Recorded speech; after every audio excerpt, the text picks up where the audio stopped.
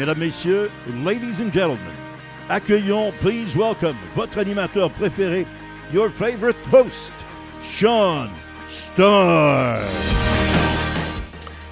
Merci beaucoup, mon petit Michel Lacroix, with the beautiful introduction. Out of the car with Starr. Hello, everybody. I am Sean Starr. As you could tell with the technology of our split screen here, that is the voice of the Montreal Canadiens on the home for the Habs. TSN 690. The beauty of radio, right? It allows you to paint a picture, a visual picture of what you think that person looks like. And there he is. Mystery solved, the voice of the Habs, Dan Robertson. Welcome to Out of the Car with Starr. How's it going, man? Oh, it's going well. It don't usually look like this. It's kind of a COVID beard, I guess. It's like I can't be bothered for a while, but this will come off. So, yeah, hopefully I'll look a little bit younger and less grizzly than I do right now. I like it. It works for you. Me too. I try to keep just a little bit of something, you know, the bigger fella. And especially I'm so white. I'm like Casper the Friendly Ghost. I'm like painted with liquid paper. Sometimes I feel it gives Dan just a little bit of a play on texture, I suppose, you know? I got you. And the funny thing is, like, I'll shave it off a lot and let it grow back. And every time I do, I can literally see more gray. But I'll be 52 next month, so I can handle that. There's not much gray up top. That's okay. Yeah, absolutely. Just let it in. Just soak it all in. Age is a beautiful thing. What's that? What's the hat you're sporting today? That is a Seattle Mariners cap, and they came into the Major League Baseball scene in 1976 when I was 76, 77. When I was 6 or 7. I guess it was 77. And I always liked this logo. I always liked this hat. And being from Nova Scotia, I could never find one. I mean, obviously, I could have ordered one online. So we were in Seattle in October, and I walked past twice. I didn't realize it. The Mariners team store. And then I saw it, and I love team stores. The one in Minnesota in St. Paul where the Wild play, it's the best one in the NHL for my money. This was great, this Mariners team store. And I forgot how many different designs and changes they've had over the years. So I was literally there for an hour before I picked this hat, but I thought, no, I have to go like old school as far back as you can go with the Mariners. So I like it. There was a couple with the kind of aquamarine color from the Ken Griffey area, but I settled on this one, and I actually bought my son then a Kraken hat at the arena. So he gave that to him for Christmas. So he was pretty impressed by that. Yeah, it's pretty cool to be able to take in a city like Seattle, a city I've never been to, Pacific Northwest of the United States of America. And before we get into like how it started, how you eventually landed with the gig, play-by-play man for the Montreal Canadiens on English radio here. Welcome to the show, so to speak. Right, you made it to the National Hockey League level. Like, where does traveling get stale? There was a point in my life where I thought to myself, in my life, I want to live in a hotel, a grandiose hotel. I love lobbies. I love busy lobbies. The buzz around a nice hotel always made me feel, and still makes me feel, a little bit special. And like working with play-by-play men over the years, they say it gets stale, man. Living out of a suitcase, out of a hotel, you long for your bed and your house. Have you reached the point where like, oh my God, a 5-day road trip? Have you reached that point, or is it still fresh? It's still fresh. Obviously, it's different times right now. I mean, as we speak, I should be in Las Vegas with a day off for the Canadiens because, again, as we speak, last night they played in Dallas. So, but that trip itself, it started, let me get this right. So they went Boston, Chicago, then they didn't come back to Montreal. And this is terrible. So they went to Arizona, to Glendale. They played there. So it's Glendale, Dallas, Vegas, Colorado, St. Paul, and that's a long stretch. That's the guys always tease me. I've got the biggest suitcase. Jake Evans came up to me a few weeks ago and said, "That's a big suitcase." I said, "I know," and Flower Alain Gagnon, who's he looks after the travel for the Canadiens. He'll always say, "Is there a body in there?" You know, that sort of thing. So, but no, it does, especially, I guess, in the latter stages of a season where the season's not very good. You're like, okay, we're going here. Can we just get this over with? In some cities, obviously, you look forward to more than others. But I'm lucky because I travel on the charter with the Canadiens, and that really makes all the difference in the world for me. Have you reached that level before? You touched on something I have to follow up. I mean, Jake Evans with the kind little chirp there. Are you comfortable with some guys enough where maybe Jake Evans is comfortable enough with you where he could, give a little jab like that, a harmless one at that, obviously? Not really, Sean, because since we haven't been able to be in the dressing rooms after practice and after morning skates and that sort of thing, you really don't get to know the players a lot. And I didn't so much before that anyway. And that's just kind of my personality. I'm not really intrusive. I'll get my job done, but I try to give them as much space as I can, I suppose. And really this year, there have been times where we'll maybe come off the plane and you're trying to get your suitcase and you're looking at a guy and thinking, I don't know who that is, right? Because there's been so much overturn on the roster. I mean, Gallagher, obviously, we might have a quick word every once in a while because he was here before I got here, and you become familiar with guys, but it's not that way really. But it is. I mean, for example, when we were in Pittsburgh, and not to veer too much off, but just to give you an idea of how you get to know people a bit, I was in the elevator and I was in there with Yoel Armia, and I had a nice chat with him, and that doesn't happen very often. He's a really shy guy, but just a quick word about the city we're in, but really it doesn't go any further than that. I know it used to be different days gone by when a lot of media would travel with players and maybe go for a drink with them or for dinner, but it's not that way anymore. Not with me anyway. No, it always made me think about like reading old stories from Red Fisher, right? About his first years on the beat and ultimately like cultivating these relationships to a point where GMs or players would go to Red and say, hey, your 2 cents on this potential deal, or what do you think about this guy? Should I or shouldn't I, right? Like, it's crazy how much it's evolved. And I guess trust has eroded over the years where reporters maybe were looking out for their best interest as opposed to the player, maybe trying to make a celebrity out of their own careers with where we are now. Do you think that's a fair description of what's happened from 1950 to 2022? Oh, I think so. It's I don't know. It's almost like every player is a brand onto his own self, and that's understandable. And maybe look with social media, maybe guys get burned so much that by everybody, by fans, and maybe by media too, that they're more close knit, and maybe the fact that they make so much money now sort of separates you on some level. I don't know. I would rather be familiar and friendly with guys, not so I can go to my friends and say, hey, I know Brendan Gallagher or whatever, but just so I could use stuff during a broadcast. Like if and that has happened from time to time. Again, when the dressing rooms are open, I might hang back and sit with someone and maybe they'll tell me a little tidbit, I changed sticks or whatever, or when I was a kid, I played with this guy somewhere. I miss that sort of thing, and I would rather be able to cultivate those things sort of as value added to our listeners on 690. So because we can all go online and find stats about what a guy has done recently and that sort of thing, but we all can't talk to players. And I kind of wish I had more of that. And I miss that. And as much as I hated the scrums where we would all pile around players and stick microphones in, I never liked that. But I liked the times you could get a little bit of one-on-one. But yeah, the relationships really have changed from what I understand over the years. The voice of the Canadiens, Dan Robertson, joining us on Out of the Car with Starr, presented as always by Ash Gregoire Champ-Denis and Poutineville Vaudreuil-Dorion and K-Stop Gaspar in Depanneur in Ganawage. You pinch yourself every now and again, like you're in the NHL, man. Like you made it to the National Hockey League, Maritime boy, done good to the NHL. Like I still think I'm living the dream. And I love the Canadiens. I'm born and raised as a Montreal Canadian fan. I don't shy away from that fact on the radio. I don't know why people, tend to. I try to call it down the middle as best I can, but like you're in the show. You're in the show. Like, did you dream about being a play-by-play man in the NHL when you were a kid?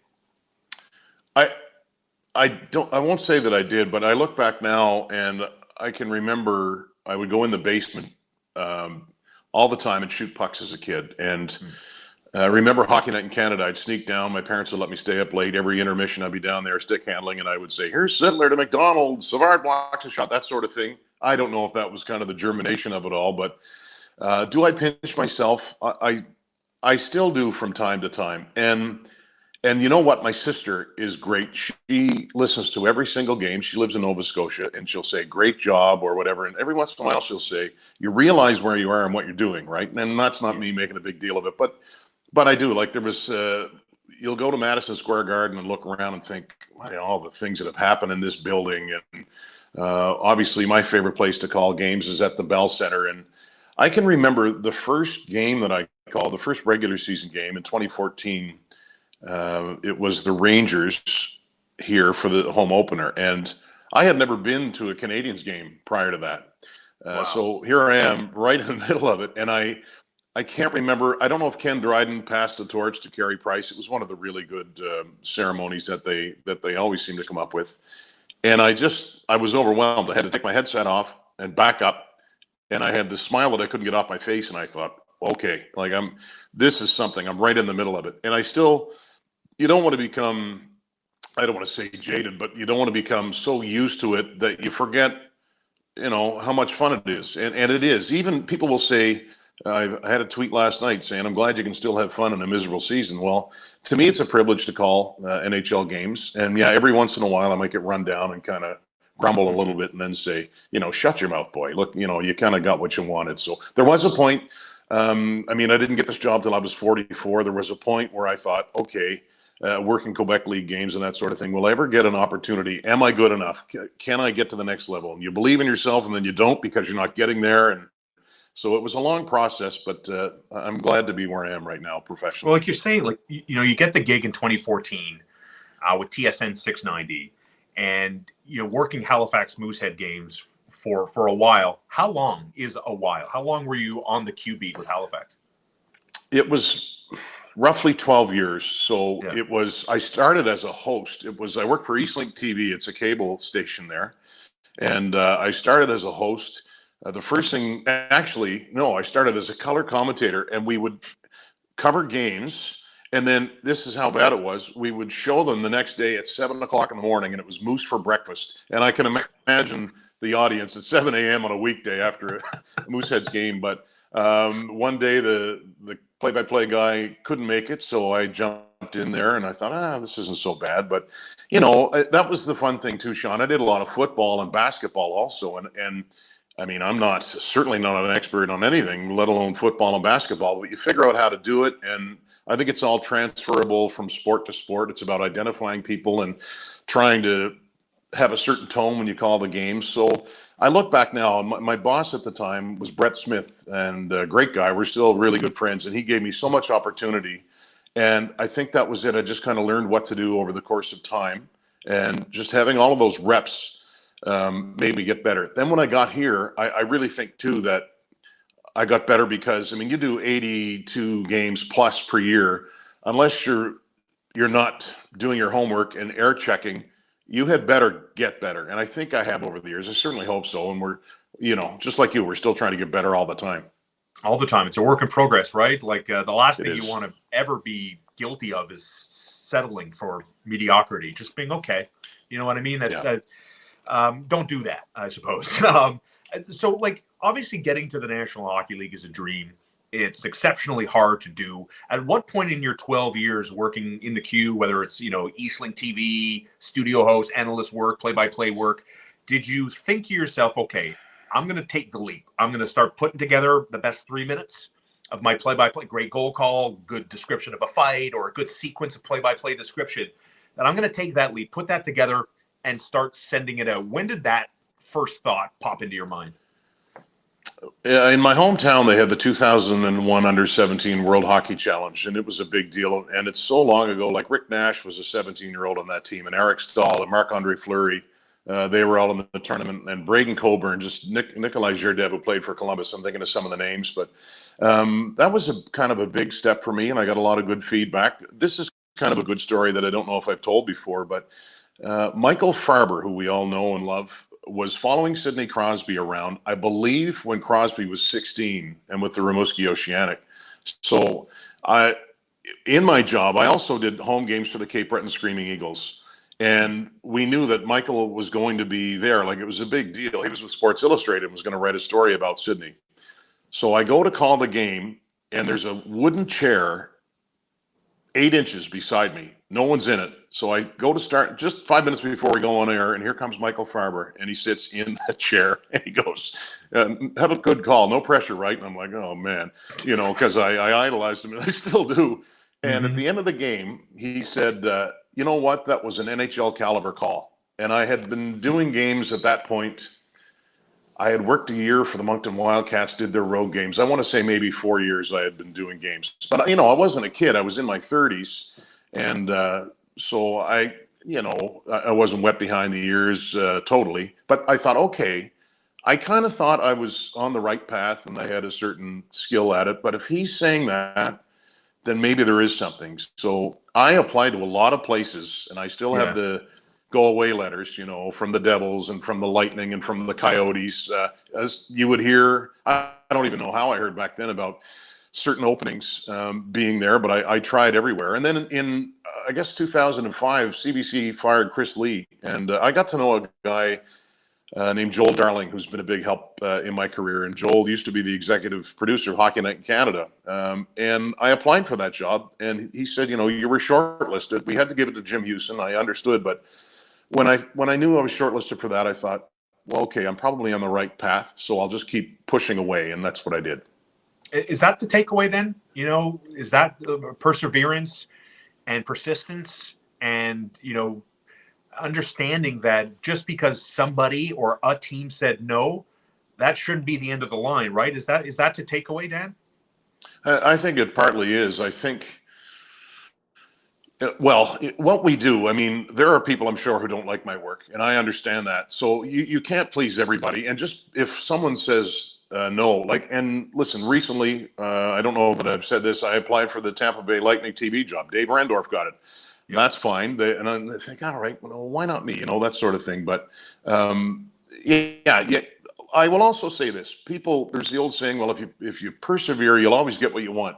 Well, if I had a voice like this and I kept pushing, I'm not going to get an NHL job. You have to be realistic. You have to know and be self-aware enough to realize if you have any potential. I think, no matter what you do. But I think if you believe you do and others do, then you just keep trying. And literally, I think any job I found out about, I would apply. I don't even know, had I been offered them, that I would have taken them. I wasn't sure when I got offered this job that I was going to take it. But I think that is perseverance with anything, right? That's such a big deal, I believe.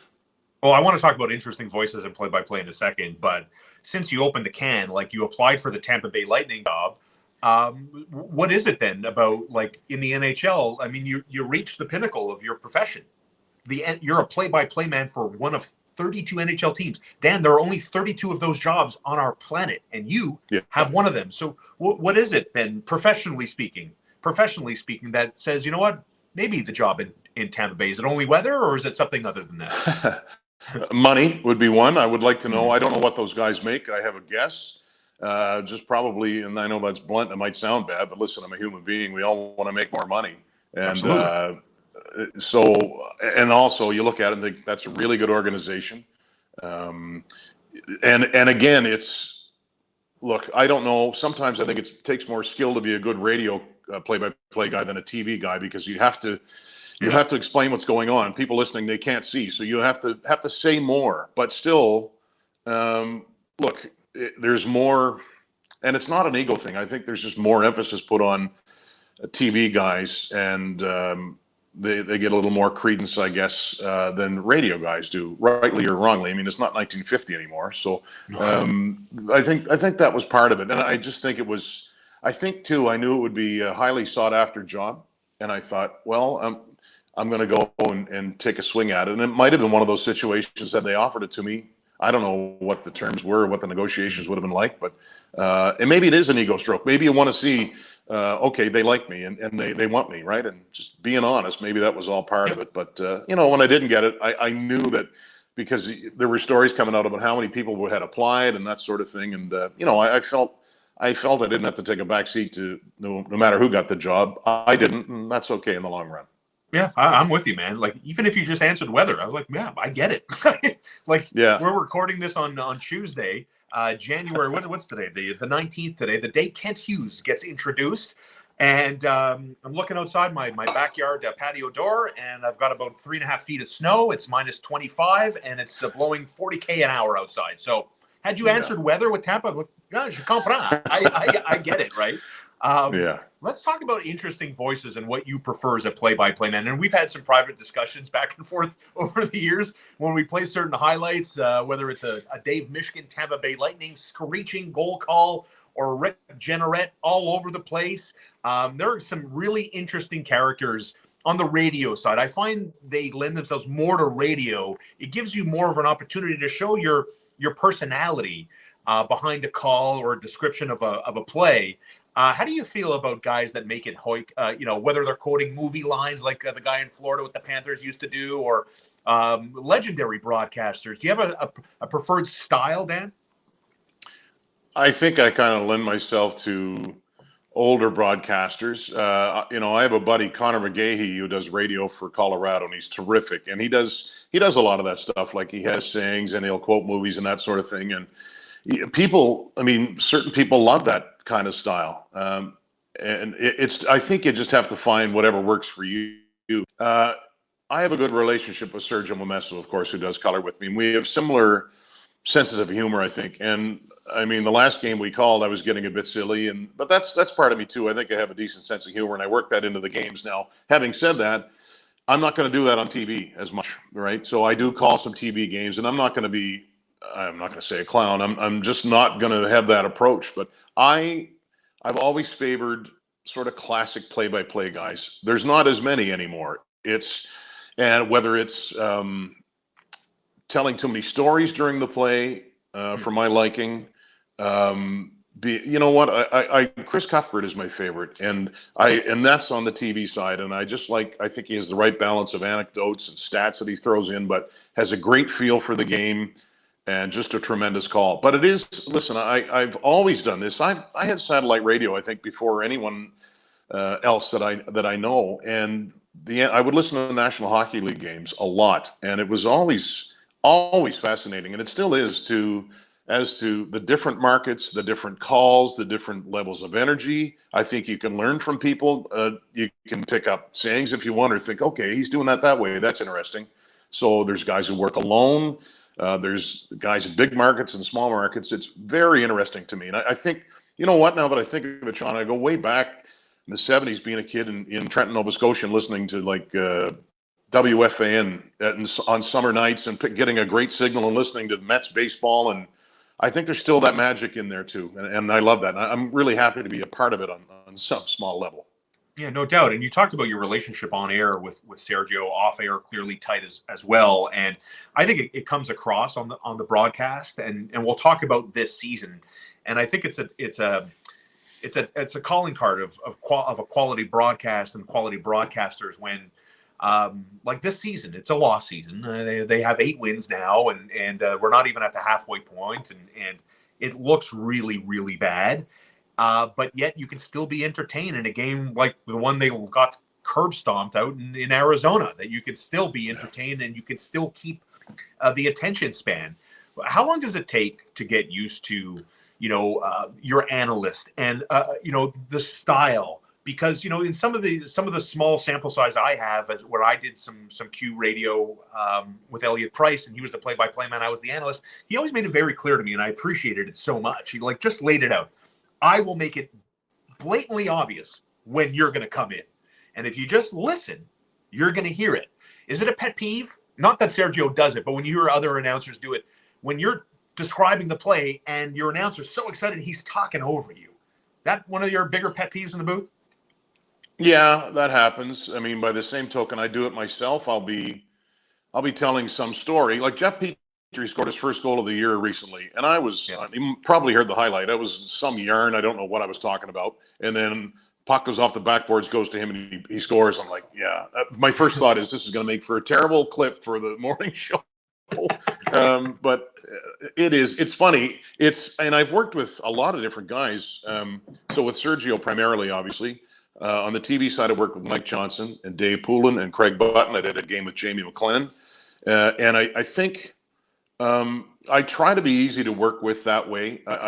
It's fascinating to me to try to work with different people and try to quickly get a sense of how they work. Now with Sergio, I've been working with him for 8 years. I worked with JP O'Connor too, I should say. JP fills in for Sergio and is very good. So yeah, I mean, we both have to be careful. We both get caught from time to time, maybe talking about what we shouldn't, but that's going to happen with anybody. And you know what? To his credit, maybe he'll talk and something will happen, and he'll put the hand up like I'm sorry, and I say it's okay, right? It happens. And I shouldn't say this, but when Petrie scored the other night, it's almost like this year you don't expect them to score, and you're trying to find other things to talk about. But I always have to bring myself back to and remember, okay, dummy, you can see the play. People who are listening can't, so stick to that. That's a radio thing. But no, it is, just to go back to that. I really enjoy working with different analysts because it's always a challenge in a good way. Some good guys too, like getting to know Sergio. I played golf with Dave Poulin last summer. Just an awesome guy. Could flat out putt lights out on some tough greens that he's never seen before. Blew me away. We still text, every now and again. Just a great dude all around. So who's more likely then to send a text message saying, okay, where are we going for a drink tonight? What's for dinner tonight? Say we're going for steak tonight. Noodles. Is it O'Connor? Mamesso? Who's more of the social guy? Who's more of the, no, I'm just going to stay in the hotel. Maybe room service is the order of the night. Well, Sergio is a guy who likes to have fun like I do. And we get out you're the instigator. The different cities.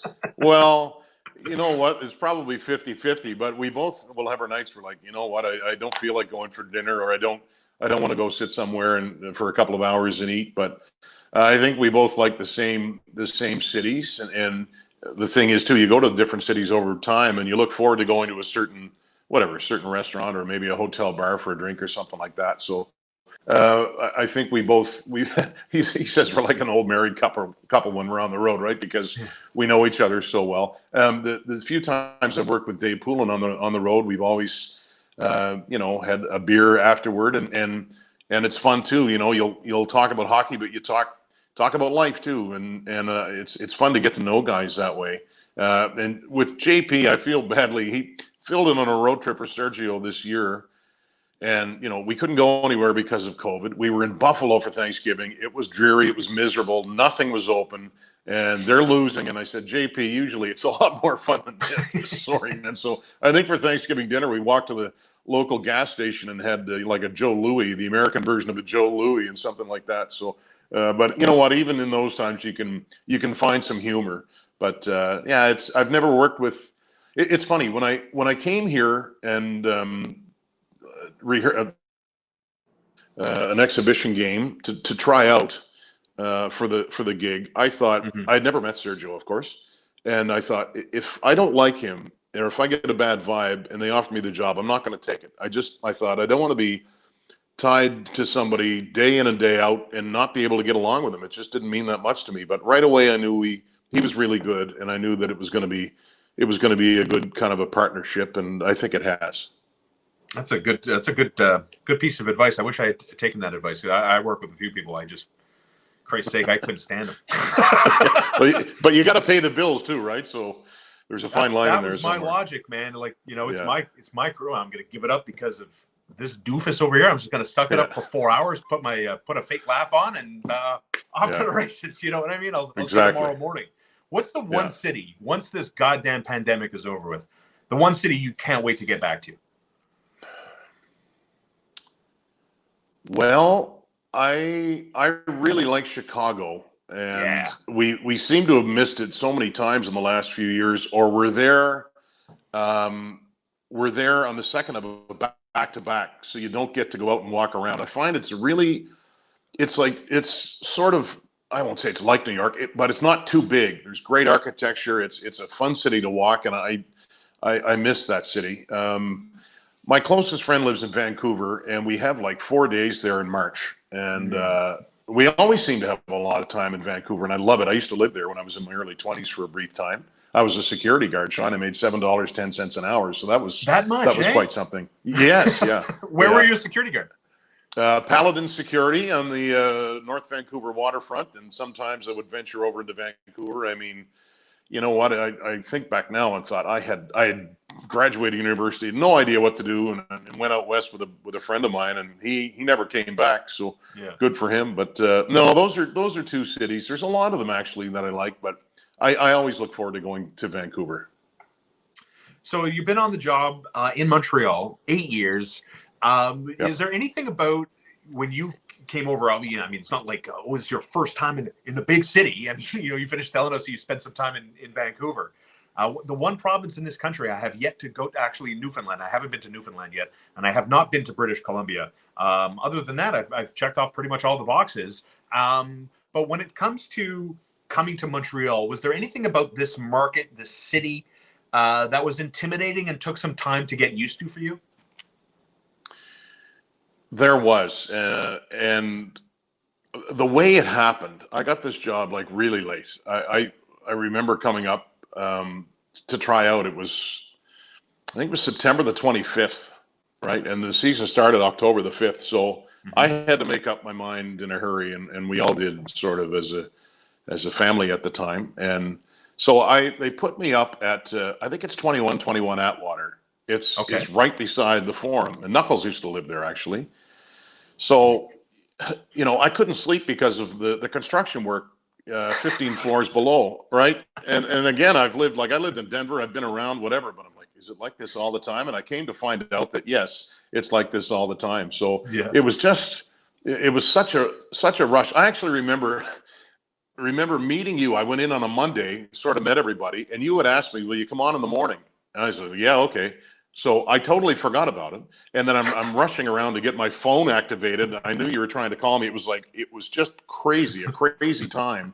And then, so Sergio helped me again. I had to find a place, and I ended up moving to NDG. That's where he's from. I'm in Montreal West now. But now I look back at it and think how I used to have the GPS going just to get to Brossard and make sure that I got back the right way. And now, I mean, I know my way around the city pretty well. It's just, when you look back at it through the lens at that time, and my kids were young, and we had to make a decision pretty quickly. It was a lot, but it was a rush, but in a good way too. But listen, I had a hard time sleeping for a long time because so much was going on, and you're wondering, am I in the right place? It's almost like there was so much happening that when I went to call the game, that was my comfort zone. I thought, okay, I know I can do this. It's all the other stuff that I try to find a place and trying to find my way around and trying to get to know people and that sort of thing. It was, now I look at it and think back to what a rush it was, but it was a lot of fun too. It's a crying shame. I love the Maritimes, and there was a point where, I don't know, maybe 10 years ago, I said, man, I think I could live here full time. Like, I think I could retire and just move out to the country, be on the water somewhere. I just love the pace of life, the pace of it there. And I'll never forget the first time I drive to New Brunswick, aka the drive-through province. Never disrespect New Brunswick. Love that province. Love the city of Fredericton. But I'm stopping at an Irving gas station, right? There are Irvings everywhere there. Oh, Danny, you still got you? There you go. And so there you go, Dan. Just unmute your microphone for a second. The modern technology, isn't it the greatest? I still got you on mute, Danny. You're on mute, Dan. So you're still on mute, by the way. I don't know if I could. I don't think I could fix that. Unmute. Dan? No, Dan, your mic's not connected. Dan, your mic's not connected. I don't know if you can hear me. There you go. Isn't technology the best, Danny? So, can you hear me now? Yeah. It is. Someone, can you hear me now? Yeah, loud and clear. Technology is the absolute best. Go ahead. Yeah, but it was just that time where I'm in the Maritimes for the first time. I'm at the is it the Blue Caribou? I forget the name of the gas station there. But I'm in New Brunswick, and I know the door. One. Yeah, exactly. Right, the Irving right there, and Buddy holds the door for me, and he's like, "Hey, how's it going?" And I look over my shoulder. I'm like, "Who you talking to me? Like, get out of my way, buddy!" And it was just like this guy. I'd never been there before, and always been in Montreal, and I wasn't used to that. And let me tell you, I got used to it pretty quick. The other thing I got used to was Pizza Delight, my friend. Man, did I love Pizza Delight. I love the donaires. So much so, I shit you not, I came back home to Montreal. I go on Pizza Delight's website. I find the contact us. I inquire about owning a franchise in the province. I wanted it so bad. What do you miss from home? What are the small comforts, other than obviously your children? Any small comforts from home that you'd love to bring with you here? Well, that's first of all, that's awesome. Pizza Delight is a New Brunswick-based business, and there's one in my hometown. And I always like they have kind of a flat pizza-style donair, and you put the donair sauce on it, and that's pretty perfect. And I'll allow myself like one donair a year. I should eat it in the bathtub because it gets all the sauce gets everywhere. That's one thing I do miss. You know what? I miss. Drivers being not aggressive, and obviously it's not like there's no aggressive drivers in the city. That took me a while to get used to here, but it is the pace, Sean. It's I mean I go back for most of the summers, and I do enjoy that. There's again my kids are in New Glasgow, which is a small town, and my mother's in Trenton, where I grew up, and I stay there a lot, or I stay at a cottage not far away, and it's always a good way to decompress. You know what? You find there's nice people everywhere, but there's something, I don't know, there's something comforting about going back there. It just seems like you're able to breathe a little bit more, and I miss it. The COVID's obviously messed up a lot of things for a lot of people, and I haven't been able to get there as much as I would have liked, but that's okay. I knew that when I got the job. I feel the same, man. Home is home, and it'll always be that way, no matter where life takes you. The psychological impact of coming back home is unmatched, and I don't think that ever goes away. I want to talk about the disappointment of this season. We're recording this with the voice of the Habs, Dan Robertson, on January 19th. Ken Hughes will be introduced this afternoon. It's a press conference that will be heard live on TSN 690. There's no really point in saying that. It's not like you're going to go back and listen to it, considering that this interview, again, will be aired next week. At what point last year, obviously going to the Stanley Cup final was a career highlight for you. I don't need to ask you that question. At what point, though, in the run, did you think to yourself, oh, shit, this is for real? Like, wow, they're for real. At what point in any of the three rounds before they get to Tampa, did you become a buyer?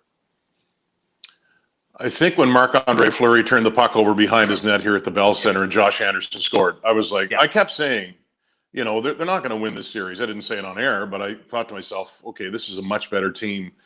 But I should have been a little bit smarter to realize the momentum that they had, and just that, Price was playing so well. So then they end up winning that game in overtime. And I don't believe in destiny or anything like that, but I thought, okay, Vegas, they're a little thin at center. They're not a perfect team. They're reeling a little bit. And the Canadiens won some big games on the road in that series. So I know that's a little late to kind of be a believer. What they did to the Maple Leafs after the first four games, things, obviously Suzuki scored in overtime and sent it back here, and then Kotkaniemi scored in game 6. And you knew the Leafs were in trouble. And then it seemed I almost forget the Winnipeg series because that was over in a heartbeat. But I doubted that I thought, okay, Vegas in 5 sort of thing. But it's totally opposite of what's going on right now. All the stars aligned, and for whatever reason, everybody played their role, and it was a blast. But still, the fact that it wasn't. When I took this job, I thought, if this team ever gets to the final, it'll be the best thing in the world. If they ever play the Maple Leafs in the playoffs, it'll be just unbelievable, because it had been since 1979. But with the fans not there, with the buildings not being full, it's just not the same. It's a regret. Hopefully they'll get back someday, and I'm still here. But it's just not the same. I'm with you. I couldn't. I think I became a legitimate believer in the Vegas series, because I think if I go through it, obviously, I took the Leafs in 4. Canadiens win the opening game of the series. They go down 1-3. The rest is history. And then I thought, well, Toronto's built a certain way. Now here comes Winnipeg. They have skill like Toronto, but they're more physical, and I think they have a better goaltender in Hellebuck versus Jack Campbell. I said, well, now they don't have a chance, because now they get a different version, a deeper version in Winnipeg. Oh, they sweep the Jets. And then Vegas comes along, and I'm thinking, well, now it's a total combination of both teams. They have star talent, they have great goaltending, a proven goaltender, and they're a physical team. And yet the Montreal Canadiens did to Vegas what I don't think any team at any point in that year did to them, and that's bully them. How much do you think getting to Max Pacioretty helped them? Do you think at all? Because I know for a fact Pacioretty against the Bruins in the playoffs, where they ended up losing in 7 games, Boston goes on to win their Stanley Cup. Max Pacioretty was verbally abused, like verbally gotten to, right? And I remember telling this anecdote on the air, telling that exact story, playing golf with Max Pacioretty, and he's asking Chris Nyland, what do I do next? What do I do? How do I get out of this? How do I get out of that? What do I do? And Nyland's like, toughen up. What are you doing? You know, basically verbally telling him you have to be tougher. And then Pierre Maguire comes on Milnick in the afternoon in that Vegas series and says, Mitch, I wish I could tell you what they're telling to Max Pacioretty, but boy, it's not kind. It's not kind. I think that had an impact. Do you think that had any sort of impact in the series? I would have to say it did. I mean, it's listen, the book gets out on every player when they're around long enough, and I respect Max a lot, but that's the book on him, part of it anyway. And the other thing I think that I don't know if we're overlooking it now, but and I get it. Everybody talks about, okay, you need a modern defensive core. You need puck moving guys. You need puck moving guys, and you do. But let's not forget just how vicious Edmondson and Weber and Sherratt were last year as defensemen. In the playoffs specifically, it took its toll on those guys. Obviously, on Weber, on Edmondson too, and Sherratt as well to some extent. I think that was like old time kind of, you know. And you get away with more in the playoffs. I think that was part of it. So the Canadiens just had a really good mix, I think, last year of role players and guys who stepped forward, and Price right in the middle of it. But it is interesting. I didn't hear that about what Pierre Maguire had said. So, but it just goes to show you that how the stakes are raised, right? When you get to the playoffs, I mean, it's just they always say it's like a new season, and it is, and you could almost see it as the series went on that the intensity was more and more in each one. And, you know, I think we all knew what would happen in the final against, you know, I don't want to, it's not a dynasty. If they win this year, that's a dynastic sort of an organization. But yeah, it was a fun ride. Yeah, I think that's well said. And I think it shows that, you know, in the playoffs, if you're successful, it can build your legacy. Case in point, I think, you know, Ben Sherratt is why we're talking about the potential of the Canadiens getting a first-round pick in exchange for Ben Sherratt. It's not what Ben Sherratt did in the regular season last year or with Winnipeg. It's what Ben Sherratt did in the playoffs last year that has people thinking the Canadiens could get a first-rounder in return. So Ken Hughes gets introduced today. He will become the 18th general manager in the history of the Montreal Canadiens. Expectations, Dan, are always a very interesting point in our lives, where we decide to set the bar. Where are you deciding to set the bar with the new regime? With Ken Hughes, where's your level of expectation? What do you think is going to happen? Well, cautiously optimistic. I mean, you hear a lot of good things about him, and obviously Jeff Gorton wanted him before in New York, and it seems like he was the guy right away that he wanted as word gets out.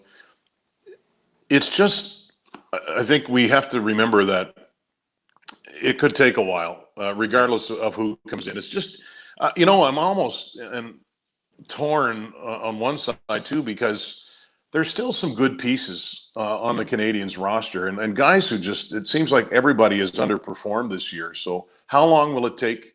And it's going to take a while, you would think, for Hughes to evaluate, and it's as well as Gorton, just where they are, what they have, and to an honest assessment of everybody, and to try to figure out the path that they should take. And I'm sure he'll be asked about that when he speaks to the media today about what, you know, should they totally rebuild and that sort of thing. It is an interesting mix, right? It's you've got the guy in player development and in Gorton, and then the agent in Hughes, and we spoke, actually Sergio spoke with Marco Scandella, his nephew, and Marco said that Kent has the smartest hockey mind of anyone that he's ever met. So, you know, it's not going to be changed overnight. You talked about Sherratt. I'll be really interested to see what the team looks like following the trade deadline. You know, who goes, who stays, and obviously maybe the offseason is the time where more guys get moved if they want to go in that direction. But I think it should be revealing. Hopefully he'll be revealing when he speaks today. But, you know, it's not like they're going to be a contender next year perennially. You wouldn't think, because we've seen a lot of warts on the team this season. The voice of the Montreal Canadiens for us at TSN 690 is Dan Robertson. Dan, I'm going to let you go after a quick little word association game, if that's okay. I'm just going to ask you one word. You tell me the first thing that pops into your head, okay? Yep. Carey Price. Legend. Brendan Gallagher. Relentless. Poutine. Overrated. I shouldn't say that on this show. Oh, I love it. I love it. Traffic. Traffic. Maddening. Construction. Omnipresent. And lastly, Mark Bergevin.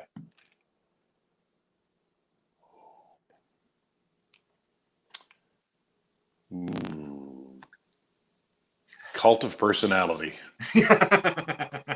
Dan Robinson, you're my Dan, you're my favorite radio play-by-play voice. I mean it, not just because I'm slightly biased, of which I am, but I do mean it. If I didn't, I wouldn't have said that. I just would have said, Dan, thank you so much for the time. But I do mean it, man. I hope you don't apply for any more jobs. As long as I'm at TSN 690, I hope you're my play-by-play man for the Montreal Canadiens. You and Sergio are great. Thank you as always. You could follow Dan on Twitter at DanRTSN. I see, Dan, you're public. You're open. Anyone could follow you now. Yeah, in the summer I was being badgered by some people. And I thought, okay, I'm going to filter this a little bit. And then somebody said, "Will you stop doing that?" So I finally figured out how to do it. So if you want to follow me, you can. Yeah. Go give him a follow. And of course, you'll listen to Dan tomorrow at 10 o'clock when the Canadiens, again, this interview is being aired next week. Hopefully, Dan, you'll be back at the Bell Center, maybe Jan 27th when the Anaheim Ducks are in town. And looking forward to seeing what Ken Hughes is going to be able to do. Thank you so much for the time today, man. My pleasure. You're the best, Sean. Thank you. Thank you. Perfect, buddy.